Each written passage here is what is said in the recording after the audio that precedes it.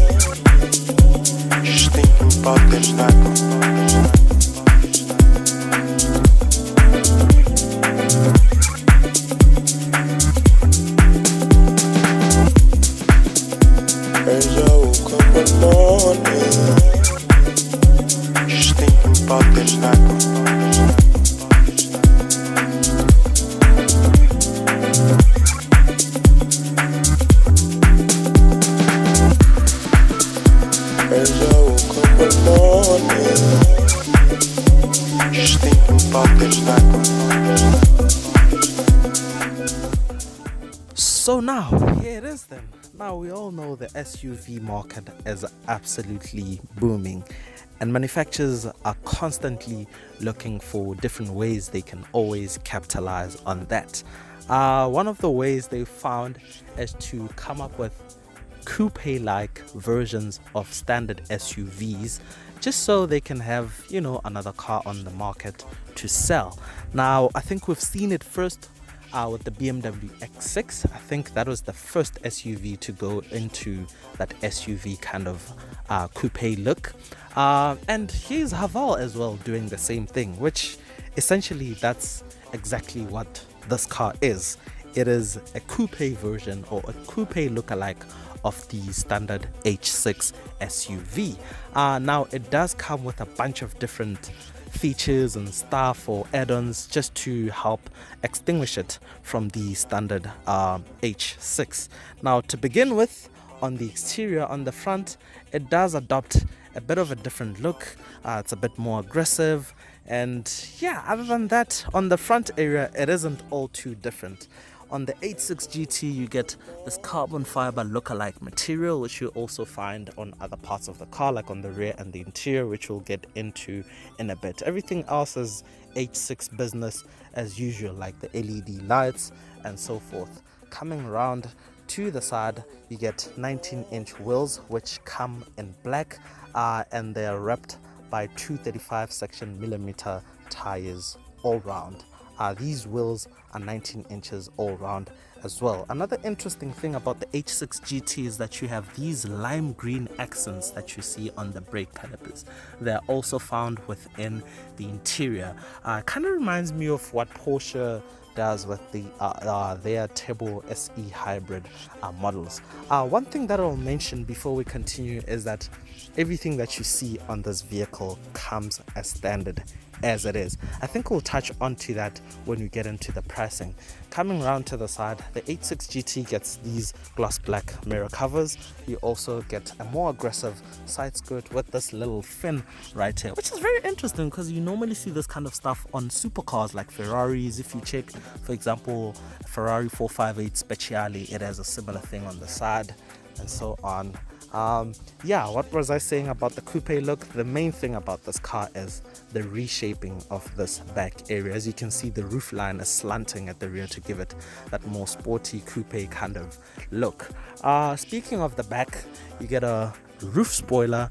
You also get a boot lip spoiler, which is, yeah, makes it look more GT like, more aggressive, more sporty. I would say one thing I don't like is they've also accentuated the sound in this car, but it actually has fake tailpipes, which is, yeah, I mean, come on. We'll get into the sound in a bit. So that carbon fiber touch material is also found right here on this part on the back, and you get a H6 GT four-wheel drive badge, and that is pretty much everything with the exterior. Now if we walk around to the interior is very gorgeous. I really do appreciate the effort that they've done with this. They didn't just take the standard H6, just reshape it and call it a GT. They've went above and beyond with it. Now on the interior, you also get bespoke material for the GT. One to begin with is this Alcantara touch, and also that carbon fiber look-alike material. I'll say, interestingly, this might sound very wrong, this is the most genuine feeling and looking fake carbon fiber I've ever come across. Literally, like, it literally looks like, and it also feels like carbon fiber. I appreciate the effort. Very cool. I'm pretty sure it's not real carbon, but imagine if I actually found out it is real carbon. Geez, then that would be good. I'm pretty sure it's not. But yeah, you also get the lime green accents a lot more with the interior. For one, the stitching and the piping on the seats, as you can see. You also have this area right here on the backrest, which is in this lime green, and the GT badge, which is embroidered on the seat backrest. Very, very well done. Like, I'm genuinely impressed. Like, very nice, very nice. Yeah, lime green stitching on the steering wheel, because that's a GT thing. You have a lime green surround on this gear wheel selector, and other than that, that's pretty much all the GT touches. Everything else is the same as in the standard H6 in terms of the infotainment screen and so forth. Speaking of the infotainment screen, I think we'll get into that a little bit. I don't usually dwell into infotainment screens, but this one is actually the lighting isn't that good. So I'll click onto, wait, what have I just done? Okay, home menu. Wait a minute. Okay, so this is the home menu, and you have your multimedia, your phone connection. It comes with Android Auto and Apple CarPlay as standard, but it's quite disappointing because this car is very tech central. It is a lot of tech features, but Apple CarPlay and Android Auto are not wireless. Yeah, so you still need to plug in a cable for that. Yeah, a bit disappointed because this car has a lot of tech features, but it's just a small detail. But yeah, it does a whole host of different stuff here. There's like a lot to go through. So yeah, lighting, you can control your lighting settings on this menu. You can go down to driving, and there's a whole lot of menus and yeah, a bunch of stuff to do and control here. You also get seat controls, where you have your seat heating and ventilation, which is very, very cool. You have your intelligent driving systems, stuff like front assist system, emergency auto braking, blind spot monitoring. You'll see there's a little thingy right here, that's for blind spot monitoring. Oh, there's also a heads-up display. I'm pretty sure you guys can see it just down there. It's busy flickering right there. Heads-up display. You also have some parking features where you get auto parking. The car will read out some space. If the space is big enough, it'll automatically park itself. You don't have to control the steering wheel. You just have to be ready to brake just in case something goes wrong. Yeah, so a lot of the stuff that you come to expect in a modern vehicle in terms of tech stuff, this car, anything you can think of, this car does have. Like, it even has cameras on the mirrors, such that when you, let me just put it in drive. There we go. So if I turn the steering wheel to the left side, it'll turn on that left camera so you can see what's on that side. If I turn it to the right side, or if you indicate, as you can see, just popped on, so now we're seeing that right side rather. So yeah, a whole bunch of cool stuff and cool features, and yeah, very cool indeed. I think right now let's get into the we'll get into the engine and performance while we go for a drive. I think now let's talk a little bit about the pricing, because what I adore about this car is everything that you see, like I was saying earlier, is literally a standard. It comes with everything. Everything is included into the retail price. Now this car retails at around 670,000 rands, and for the performance you get, for the tech features that you get, it's actually not bad. I mean, think of all the features that this car has. Let's use something like a VW Tiguan as an example. Let's say you were to compare this to the equivalent Tiguan, spec'd out with everything that this car has. Imagine how much more the Tiguan would be. Probably like 850,000 rand, 900,000 rand, thereabout, which is a lot more. This car comes with everything as standard. All the camera systems, the safety systems are at 670,000 rands for this size of SUV. It's actually really insane. But yeah, now let's talk about the performance of it. Okay, so the engine bay of the H6 GT. Now, yeah, quite disappointing that it doesn't have a gas strut to hold up the bonnet, but such is life. Actually, the bonnet is very heavy. I struggled to lift it. At first I tried to lift it while I was holding my camera and phone, and yeah, that didn't turn out so well. But anyways, this is the powertrain. You're looking at a 2-liter turbo 4-cylinder pushing about 155 kilowatts and 325 newton meters of torque. Now I'm trying to do the math right now. 155 kilowatts, that should be around 220 horsepower ish, yeah, something like that. Acceleration times 0 to 100 kilometers an hour happens in about high 7 seconds, somewhere thereabout. Yeah, solid numbers. The car is all-wheel drive, and it's quite a hefty SUV. Eh? It's actually quite large. One thing that was quite surprising, I looked up the weight of this car, and apparently it weighs about 1,700 kilograms, and I find that quite hard to believe. Maybe the site where I was looking up that information isn't that genuine, I guess, because this is actually a very big SUV, so I can't imagine it weighs anything less than 2 tons. But anyways, it is what it is. Right now I think let's go for a drive.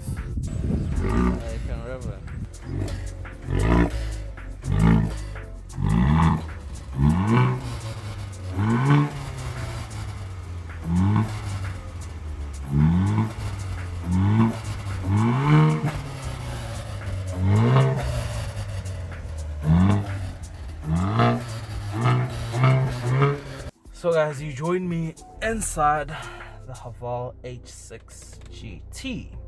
So 2 other things I've noticed that are bespoke to the GT is that you get a black roof headliner, and you also get a gloss black light touch on the steering wheel, which otherwise would be silverish in the normal H6, I would say.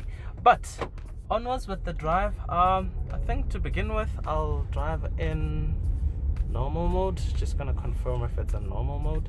Okay, yeah, it's a normal mode, so everything is chilled, everything is relaxed, and we're just going for a quick cruise. One thing I quite notice is when you're sitting inside here, the layout of the dashboard and how it extends so far forward just adds on to that safety element. I feel like this car is actually very safe in a way, just because of that, because there's so much distance between you, the driver, or the occupants of the vehicle, and you know, the front of the car. So in a collision there is a lot more absorption area in the case of an impact. Yeah, the dashboard feels very, very long, and it also feels very spacious inside here because of that. So it's a very nice place to be in summary, basically. But yeah, it's very nice. I can see the heads-up display very well, which shows me the speed I'm doing, and yeah, it's a comfortable cruiser. Tire noise is close to non-existent. It's actually quite good in that department. Need to figure out which one is the indicators. Okay, got it. So yeah, I like this feature. When you indicate, the camera pops up like I showed you guys earlier. It's a very nice car to be in. Like, it's very unbelievable. Yeah, I've spent a lot of time in BMWs, VWs, Mercs, and so on, and to feel this way about this product, because South Africans, we are very brand conscious. Like, we only want our VWs, our BMWs, our Audis and Mercedes, the stuff that we already know to be very good. And we are very what's the word? I can't find the right word. We're not very open to other brands, new brands, and so on. But to feel like this about a car like this is actually quite absurd. Like, I'm just, yeah, like, I actually see myself driving a very long distance in this car. Like, it's genuinely a nice cabin to be in. Bravo to that. I think I would give it like a solid 8 or even a 9 out of 10 in terms of being inside here and how it makes you feel being inside here and driving. Like, even the windscreen, like, it genuinely feels like a very cool car, like a very serious car. Tire noise is close to non-existent, like I already said. So basically the suspension is very comfortable because the road that we're on is actually quite a bit, I wouldn't say it's rough, but it's more on the rough side in a way. It's one of those roads that are actually very noisy once your tires are in contact with. I don't know any other way to explain it. The pedal shifts feel very nice, but I don't think I'm gonna use those. So I'm gonna change the driving mode now. So just a moment, I'm gonna put it in race mode. Oh, there's a bunch of driving modes. There's normal, there's sport, eco, snow. Interesting, we don't get any snow in South Africa. There's race, there's sand, there's off-road, so it's also off-road capable. So we're gonna do a bit of sporty driving. Ooh, the throttle response is very good. Goodness me. Whoa. Hold on a bit. The brakes are not necessarily confidence inspiring, but jeez, okay, the throttle response, I don't think I've ever felt it in any other vehicle. Like, literally, you just tap it or just touch it. It feels like the accelerator pedal is touch sensitive, literally. Like, I kid you not. If you don't believe me, just try and go drive this vehicle, you'll experience what I'm saying. Like, it feels like the pedal is literally touch sensitive. You just touch it and the car goes. Jeez, that's insane. Okay. Oh, okay. It feels more like an electric vehicle. Ooh, okay, yeah. Okay, I'm driving on an estate, right? So I can't really go quickly. But, man, okay. Yeah, you can tell I'm quite taken aback. Yeah, I don't know how to process this, but yeah, I think it is actually quite GT-ish, like they say. Okay, one more acceleration.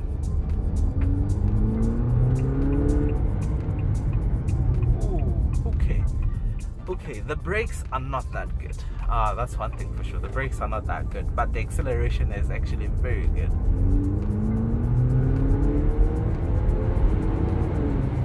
Ooh, okay. I'm gonna try and lower the sunroof. Wait a minute, it's closing the blind. Alright. Okay, sunroof lowered. Okay, a couple of interesting things right here.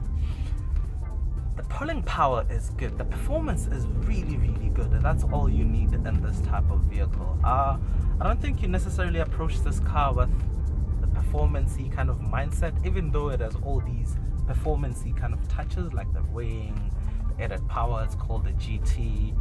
But okay, one more acceleration.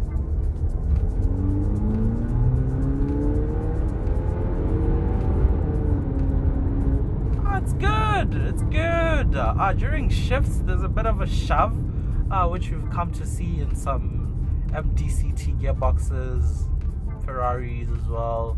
A bunch of cars do it. You get that shove during gear changes and so on. So yeah, it's good, man. It's good. It does some GT-esque stuff. I like it. I like it. Great effort. Like, bravo. Thumbs up from me, literally. I'm a bit shocked. Very surprised by... Yeah. Okay. So now, it's very interesting. At that price point, I don't see why you wouldn't buy this car, because geez, all the stuff it offers and how fun it is to drive, I'd say. Okay, all right.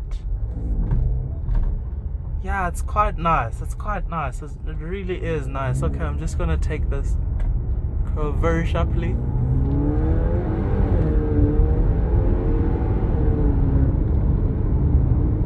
Yeah, it's nice, man. I really don't have anything more to say.